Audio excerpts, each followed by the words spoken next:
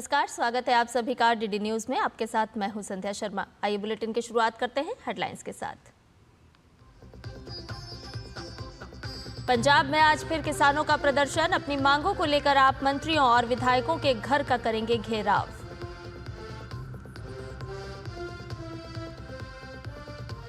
भूकंप प्रभावित म्यांमार और थाईलैंड में बचाव अभियान जारी। ऑपरेशन ब्रह्मा के तहत भारत ने म्यांमार में भेजा राष्ट्रीय आपदा प्रतिक्रिया बल।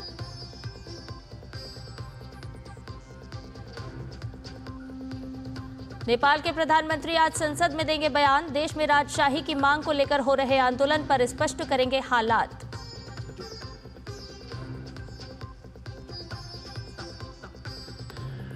ट्रंप की ईरान को चेतावनी। अमेरिका के साथ परमाणु समझौता नहीं करने पर बमबारी की दी धमकी।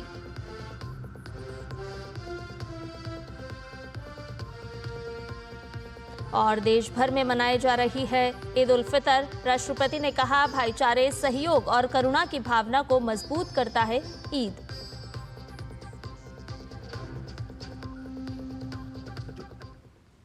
आइए सभी खबरों को जानते हैं विस्तार से। पंजाब की आप सरकार द्वारा बलपूर्वक शंभू और खनौरी बॉर्डर से किसान आंदोलन को पूरी तरह से खत्म करने को लेकर पंजाब के किसानों में भारी आक्रोश है। किसानों ने आज पूरे राज्य में विधायकों और मंत्रियों के घरों का घेराव करने की चेतावनी दी है। किसान मंत्रियों और विधायकों की कोठियों का घेराव करके रोष जताएंगे।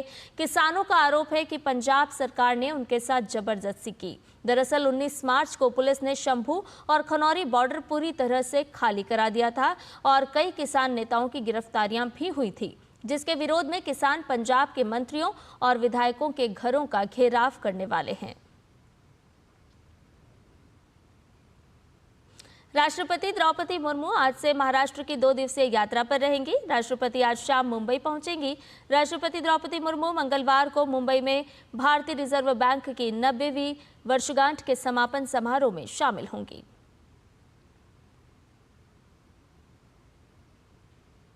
म्यांमार में विनाशकारी भूकंप के बाद बचाव अभियान लगातार जारी है। बचाव कर्मी मलबे में दबे लोगों की तलाश में जुटे हुए हैं। हर तरफ तबाही नजर आ रही है। जानकारी के अनुसार म्यांमार में 287 मार्च को 7.7 तीव्रता के भूकंप के कारण आए भूकंप 1700 लोगों की मौत हुई और 3400 से ज्यादा लोग घायल बताए जा रहे हैं, जबकि 300 से अधिक लापता हैं। म्यांमार में आए भूकंप के झटके उसके पड़ोसी देश थाईलैंड में भी महसूस किए गए थे। थाईलैंड में भी रेस्क्यू ऑपरेशन में तेजी लाई जा रही है।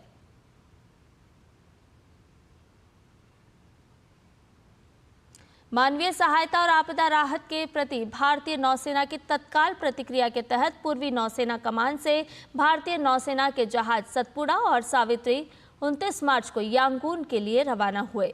इसके अलावा अंडमान और निकोबार कमान से भारतीय नौसेना के जहाज करमुक और LCU 52 भी मानवीय सहायता और आपदा राहत संचालन में सहायता के लिए कल यांगून के लिए रवाना हुए।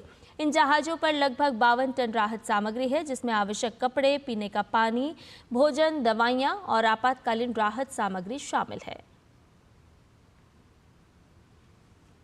भारत हमेशा मुसीबत के समय पड़ोसी देशों के साथ कंधे से कंधा मिलाकर खड़ा रहा है।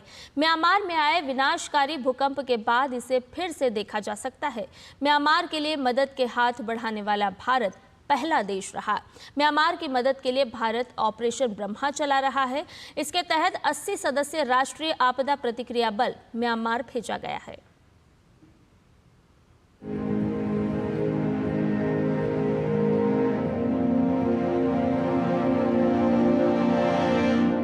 म्यांमार में भूकंप की तबाही का खौफनाक मंजर देखने के बाद लोग दहशत में हैं। मंदिर, दफ्तर, स्कूल और इमारतों के मलबे विनाश लीला की कहानी बयां कर रहे हैं। भारी संख्या में जान माल का नुकसान हुआ है, वहीं जिंदगी बचाने की जद्दोजहद जारी है। म्यांमार में घर मलबे में तब्दील हो गया, बुनियादी ढांचा चरमरा गया और लोग बेसहारा हो गए। इस संकट की घड़ी में भारत ने एक बार फिर साबित किया कि वो अपने मित्र राष्ट्रों के लिए सबसे पहले मदद का हाथ बढ़ाने वाला देश है। भारत ने तुरंत म्यांमार की मदद के लिए ऑपरेशन ब्रह्मा शुरू कर दिया। इसके तहत भारत ने बड़े पैमाने पर सहायता पहुंचाई है। दुनिया में कहीं भी प्राकृतिक आपदा हो, भारत पूरे मनोयोग से सेवा के लिए खड़ा होता है। अभी आपने कल ही देखा है, म्यांमार में इतना बड़ा भूकंप आया है। भारत ऑपरेशन ब्रह्मा के तहत वहां के लोगों की मदद के लिए सबसे पहले पहुंच गया है। जब तुर्की में भूकंप आया, जब नेपाल में भूकंप आया, जब मालदीव्स में पानी का संकट आया, भारत ने मदद करने में घड़ी भर की भी देर नहीं की। युद्ध जैसे हालातों में हम दूसरे देशों से नागरिकों को भी सुरक्षित निकाल करके लाते हैं। भारत हमेशा मुसीबत के समय पड़ोसी देशों के साथ कंधे से कंधा मिलाकर खड़ा रहा है। कोविड महामारी के दौरान दुनिया इसकी गवाह रही। थाईलैंड और म्यांमार में भी आपदा के चंद घंटों के भीतर 80 सदस्यीय राष्ट्रीय आपदा प्रतिक्रिया बल खोज और बचाव दल को म्यांमार भेजा गया। राहत सामग्री ले जाने वाले 2 नौसेना जहाज और आपातकालीन चिकित्सा सेवाएं प्रदान करने वाली भारतीय सेना के 118 सदस्यीय शत्रुजीत ब्रिगेड मेडिकल रिस्पॉन्डर्स भेजे गए। 5 भारतीय वायुसेना के विमान 60 पैराफील्ड एम्बुलेंस के साथ यंगून और नेपी ताव में उतरे। शनिवार को यांगून में टेंट, कंबल, स्लीपिंग बैग, भोजन के पैकेट, स्वच्छता किट, जनरेटर और आवश्यक दवाओं सहित 15 टन राहत सामग्री की खेप म्यांमार पहुंची। ये मानवीय सहायता भारत की अपनी पड़ोसी प्रथम नीति और वसुधैव कुटुंबकम के शाश्वत भारतीय सिद्धांतों के प्रति प्रतिबद्धता को रेखांकित करती है। Bureau report, TD news. प्रधानमंत्री नरेंद्र मोदी ने छत्तीसगढ़ के बिलासपुर में 33,700 करोड़ रुपए से अधिक की विकास परियोजनाओं का लोकार्पण और शिलान्यास किया। पीएम ने कहा कि छत्तीसगढ़ के नक्सल प्रभावित क्षेत्रों में स्थायी शांति का नया युग देखा जा रहा है और इसके साथ ही उन्होंने राज्य में नक्सलवाद के लिए कांग्रेस को जिम्मेदार ठहराया।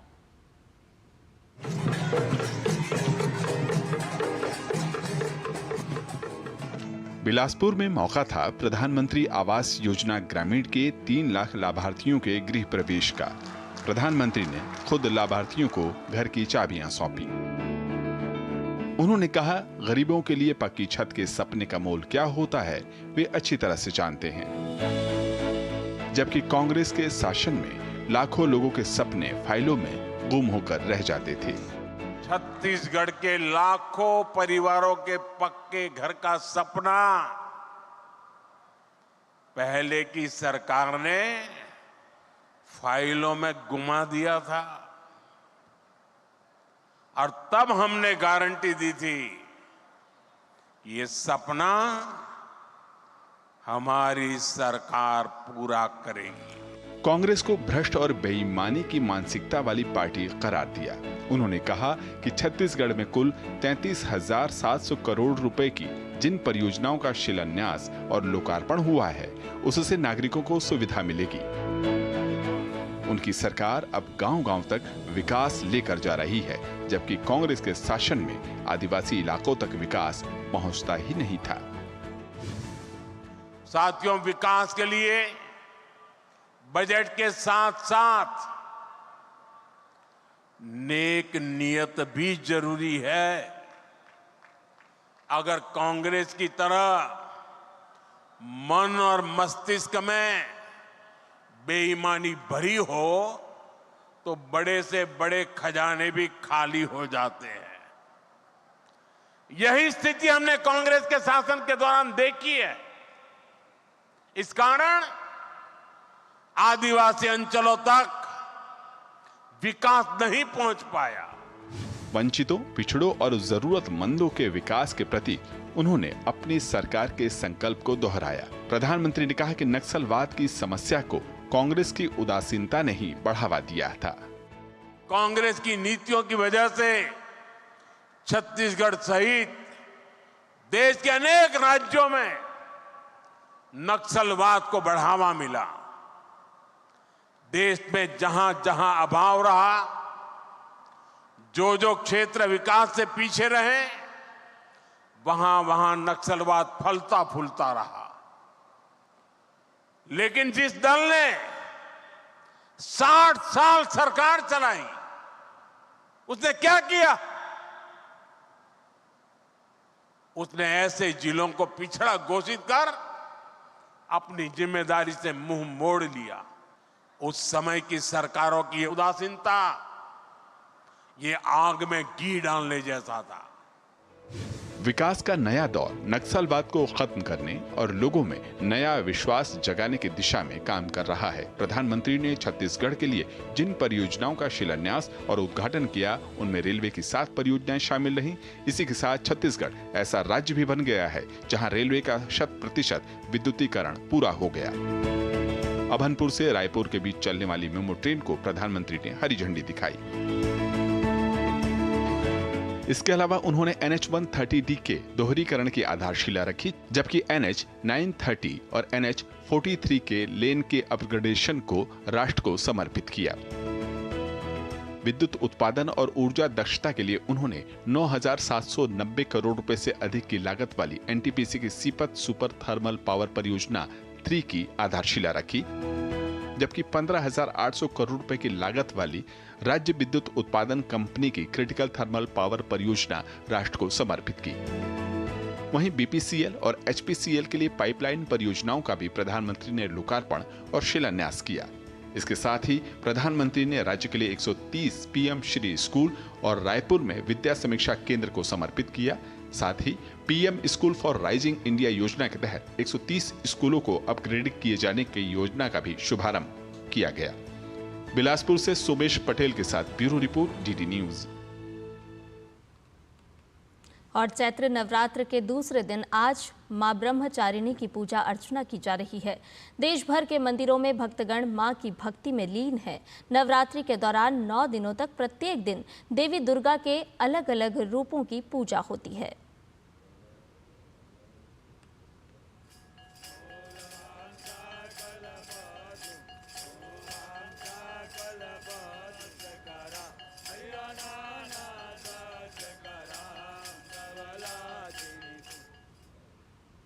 वहीं दूसरी ओर ईद उल फितर आज पूरे देश में मनाई जा रही है। इसके साथ ही आज रमजान का महीना भी समाप्त हो गया है। इस मौके पर आज ईदगाहों और मस्जिदों में ईद की नमाज अदा की जा रही है। राजधानी दिल्ली में जामा मस्जिद, फतेहपुरी मस्जिद और शाही ईदगाह में विशेष नमाज अदा की जाएगी। राष्ट्रपति और उपराष्ट्रपति ने लोगों को ईद की शुभकामनाएं दी हैं। राष्ट्रपति द्रौपदी मुर्मू ने कहा कि ईद उल फितर रोज़ा और इबादत के पूरा होने का त्योहार है। उन्होंने आशा व्यक्त की है कि ये पर्व शांति, प्रगति और खुशहाली लेकर आएगा तथा सकारात्मक सोच के साथ आगे बढ़ने की शक्ति भी प्रदान करेगा। उपराष्ट्रपति जगदीप धनखड़ ने कहा कि ईद सांस्कृतिक विविधता और एकजुटता का प्रतीक है। उन्होंने आशा व्यक्त की कि ये पर्व उन मूल्यों के प्रति समर्पित रहने के लिए प्रेरित करेगा जो जीवन को दिशा देते हैं और एक मजबूत, समृद्ध राष्ट्र के रूप में हमें एकजुट बनाए रखते हैं। रुक करते हैं अगली खबर का। राष्ट्रीय जांच एजेंसी यानी कि NIA ने बड़े मानव तस्करी रैकेट का भंडाफोड़ किया है। एजेंसी ने गगनदीप सिंह उर्फ गोल्डी नाम के मुख्य आरोपी को राष्ट्रीय राजधानी नई दिल्ली से गिरफ्तार किया है। गोल्डी पर गैरकानूनी तरीके से लोगों को अमेरिका भेजने का आरोप है। हाल ही में पंजाब के तरनतारन जिले के एक शख्स को दिसंबर 2024 में डंकी रूट के जरिए अमेरिका भेजे जाने का NIA ने मामला दर्ज किया था। इस अवैध इमिग्रेशन के लिए पीड़ित ने करीब 45 लाख रुपए आरोपी एजेंट को दिए थे। अमेरिका प्रशासन ने 15 फरवरी को पीड़ित को वापस भारत भेज दिया, जिसके बाद उसने आरोपी के खिलाफ शिकायत दर्ज कराई। पहले पंजाब पुलिस ने मामला दर्ज किया था, लेकिन 13 मार्च को NIA ने इसे अपने हाथ में लिया। NIA की जांच में खुलासा हुआ कि गोल्डी के पास किसी भी तरह का लाइसेंस या कानूनी अनुमति नहीं थी जिससे वो लोगों को विदेश भेज सके। उसने पीड़ित को स्पेन, एल साल्वाडोर, ग्वाटेमाला और मैक्सिको के रास्ते अमेरिका भेजा था। गृह मंत्रालय ने सशस्त्र बल विशेष अधिकार अधिनियम को मणिपुर, अरुणाचल प्रदेश और नागालैंड के कुछ हिस्सों में 6 महीने के लिए बढ़ा दिया है। ये फैसला 1 अप्रैल से प्रभावी होगा। मणिपुर में सशस्त्र बल विशेष अधिकार अधिनियम 5 जिलों को छोड़कर अन्य सभी जिलों में जारी रहेगा। राज्य में मई 2023 से जातीय हिंसा का सिलसिला चल रहा है। नागालैंड के 8 जिलों और 5 अन्य जिलों के 21 पुलिस थाना क्षेत्रों में और 6 महीने के लिए बढ़ा दिया गया है। गृह मंत्रालय के अधिसूचना के अनुसार सशस्त्र बल विशेष अधिकार अधिनियम दीमापुर, न्यूलैंड, चुमोकेडिमा, मोन, किफिरे, नोकलाक फेक और पैरेन जिलों में जारी रहेगा। इसके अलावा कोहिमा, मोकोकचुंग, लोंगलेंग, जुनेबोटो और वोखा के पुलिस थाना क्षेत्रों में ये लागू किया गया है। प्रधानमंत्री नरेंद्र मोदी ने हिंद महासागर के लिए जो सागर यानी security and growth for all इनके रीजन इनिशिएटिव दिया था, उसे 10 साल पूरे हो चुके हैं। अब इसे बढ़ाकर महासागर विजन कर दिया गया है, जिसके तहत हमारी नेवी हिंद महासागर क्षेत्र के 9 देशों की नौसेनाओं के अफसरों और नाविकों को ट्रेनिंग दे रही है। हमारे संवाददाता नंदिता डागर ने नौसेना के युद्धपोत INS सुनैना से ये खास रिपोर्ट फाइल की है, आपको दिखाते हैं।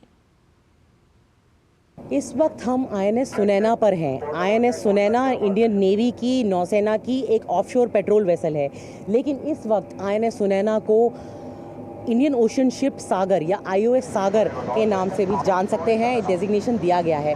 वो इसलिए क्योंकि इंडियन ओशन शिप सागर जो है उसमें हमारी इंडियन ओशन रीजन की 9 दोस्त कंट्रीज़, फ्रेंडली फॉरेन कंट्रीज़ के सेलर्स और ऑफिसर्स एम्बार्क्ड हैं। वो यहाँ पर ट्रेनिंग ले रहे हैं। अभी 1 महीने के हम सेलिंग में जाएंगे। सो अभी दिन रात शिप सेल करेगा। So it is very important कि ईच एंड एवरी पर्सन जो ऑन बोर्ड है वो अपना ट्रेनिंग प्रॉपर्ली फॉलो करे। कई पोर्ट कॉल्स होंगे आपके? करेक्ट। टोटल हम 5 कंट्रीज़ में जा रहे हैं। हमको इंश्योर करना है कि जो हमारा रास्ता हम जहाँ जा रहे हैं वहाँ की हम पेट्रोलिंग कर रहे हैं। So that is you can say the concept of joint EEZ surveillance. INS Sunaina जो है वो इस वक्त कोची हार्बर से कास्ट ऑफ हुई है, यानी कि ये हार्बर छोड़ रही है, बंदरगाह को छोड़ रही है टग बोट्स की मदद से। इसमें सारा रोप वर्क और जो नेविगेशन कर रहे हैं वो भारतीय नौसेना के ऑफिसर और सेलर्स तो कर ही रहे हैं। साथ में 9 फ्रेंडली फॉरेन कंट्रीज़ जैसे कि Mauritius, Seychelles, Maldives, Comoros, Sri Lanka, Madagascar, Kenya, Tanzania, ये भी इस वॉरशिप पर मौजूद हैं और ट्रेनिंग ले रहे हैं।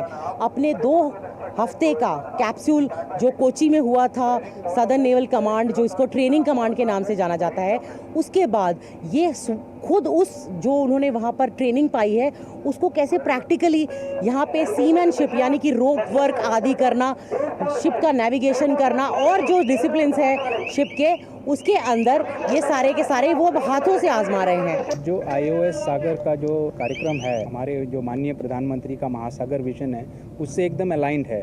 और इंडियन नेवी का जो पार्टनरशिप है इंडियन ओशन रीजन में जितने दूसरे कंट्रीज़ हैं उस पे हमने we give adequate importance to it. इस ट्रेनिंग के साथ साथ ये इंडियन ओशन शिप सागर जो है साउथ वेस्टर्न इंडियन ओशन में भी डिप्लॉय रहेगी करीब 1 महीने के लिए। तो जो प्रैक्टिकल ट्रेनिंग को आजमाने का और दिखाने का मौका इन ऑफिसर्स और सेलर्स को मिल रहा है। साथ में ये जो महासागर इनिशिएटिव है वो भारतीय नौसेना के जो कड़े मजबूत संबंध हैं इंडियन ओशन रीजन की इन 9 कंट्रीज़ के साथ, उनको और भी गहरा बना रही है और भारतीय नौसेना को इंडियन ओशन रीजन में प्रेफर्ड सिक्योरिटी पार्टनर के रूप में स्थापित कर रही है। कैमरा पर्सन मोहित उइके के साथ अरेबियन सी से इंडियन ओशन शिप सागर से मैं नंदिता डागर, DD न्यूज़ के लिए। और अब आपको गुजरात के गिर राष्ट्रीय उद्यान की अविश्वसनीय सफलता की कहानी बताते हैं कि कैसे एक अभयारण्य ने एशियाई शेरों की विलुप्ति के कगार से बचाया है। 1913 में इनकी संख्या सिर्फ 20 थी, लेकिन 2022 तक ये बढ़कर 674 हो गई, जो संरक्षण प्रयासों और स्थानीय सहयोग का ही परिणाम है। आइए आपको दिखाते हैं ये खास रिपोर्ट।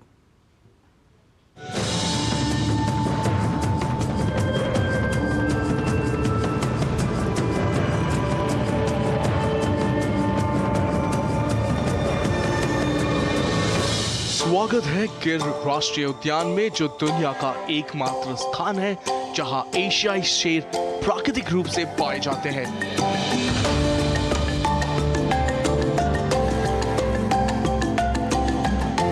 गुजरात में स्थित ये उद्यान 1400 वर्ग किलोमीटर में फैला हुआ है, जो विभिन्न वन जीवों के लिए आदर्श निवास स्थान प्रदान करता है। शेरों के अलावा गिर में तेंदुए, धारीदार लकड़बग्घे, सांबर, नीलगाय, मगरमच्छ और 300 से अधिक पक्षी प्रजातियां पाई जाती है। ये उद्यान वन्य जीव प्रेमियों, फोटोग्राफर्स और रोमांच के शौकीनों के लिए स्वर्ग जैसा है।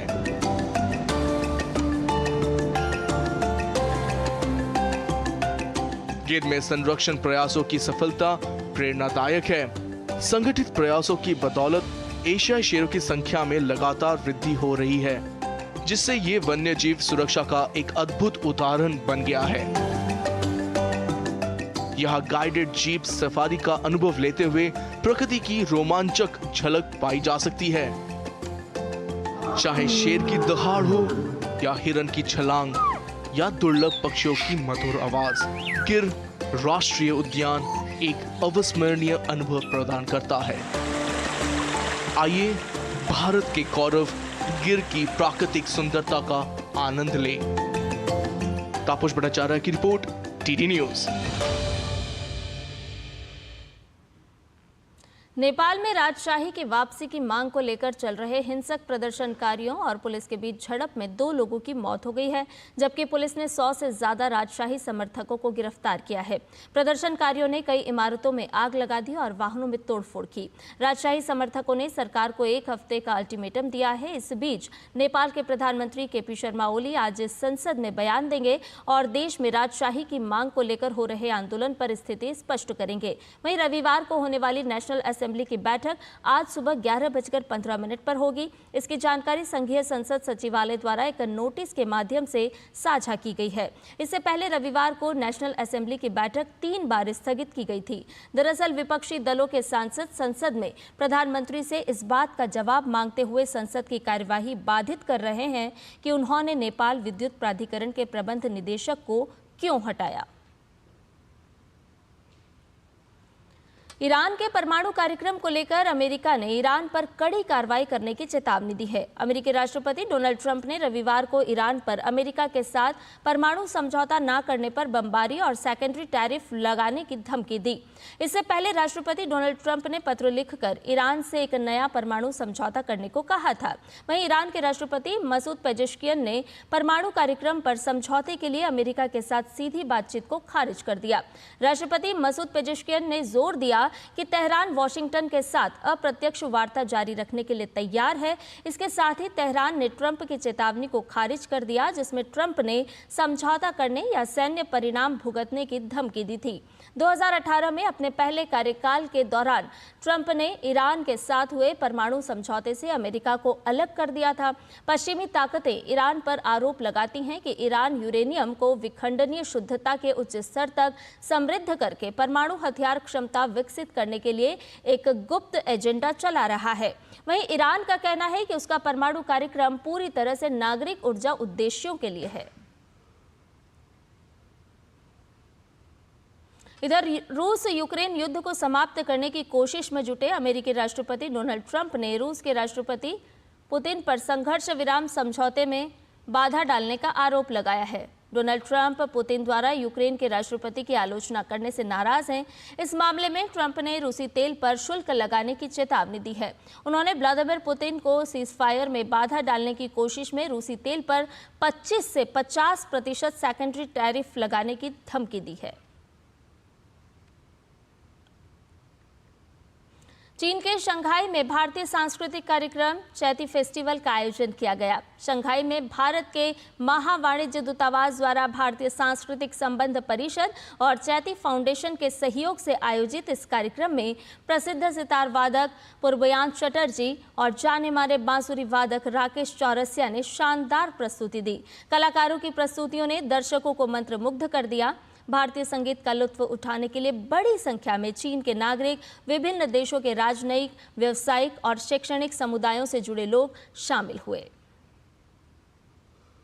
कार्यक्रम में शामिल हुए विभिन्न देशों के राजनयिकों ने चैती फेस्टिवल और भारतीय संगीत की खुले दिल से तारीफ की। India is a fascinating and diverse place. I spent the first 2 years of my diplomatic career in India, and I learned so much, and I'm thrilled to be here to celebrate Indian music. India means a lot to me, to myself, and to my country. It is a close friend. It is a partner.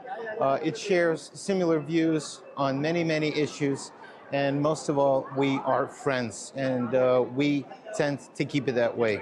Amazing food, amazing culture, amazing people, diversity. I'm particularly happy to be the guest of the Consulate General of India here in China, because India and China are two oldest civilizations in the world, and the relationship between India and China is crucial for the world. Of culture and excitement. So I have not been to India before, but I've dreamt since a young man of going to India, so I hope to go there one day. Thank you again for wonderful, really wonderful, superior evening. For me, India is a rich culture. It's music, it's dancing, it's natural beauty. India and Nigeria, they have very close cooperation. Love their food, and now, of course, we love the music. So I'm really happy to be here, having enjoyed a piece of India in Shanghai. Thank you so much for the invitation, the Charity Arts Festival. This is amazing. I always talk about India like the reference for Chile and for the world, for the very inclusive, diverse and rich country. Land of the wealth, peace, and my motherland. और खेल की खबरों में Indian premiere league के 12वें match में आज Mumbai Indians का सामना defending champion Kolkata night Riders से होगा। मैच मुंबई के होम ग्राउंड वानखेड़े स्टेडियम में शाम 7:30 बजे से खेला जाएगा। मुंबई इंडियंस और कोलकाता नाइट राइडर्स का इस सीजन का ये तीसरा मैच होगा। मुंबई को अपने दोनों शुरुआती मुकाबलों में हार का सामना करना पड़ा है।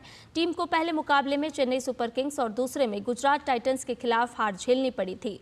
दूसरी ओर कोलकाता को सीजन के पहले मैच में रॉयल चैलेंजर्स बेंगलुरु के खिलाफ हार मिली थी। टीम दूसरे मैच में राजस्थान रॉयल्स के खिलाफ मुकाबले से जीत की पटरी पर लौटी। और समाचार में फिलहाल इतना ही। मुझे दीजिए इजाजत। नमस्कार।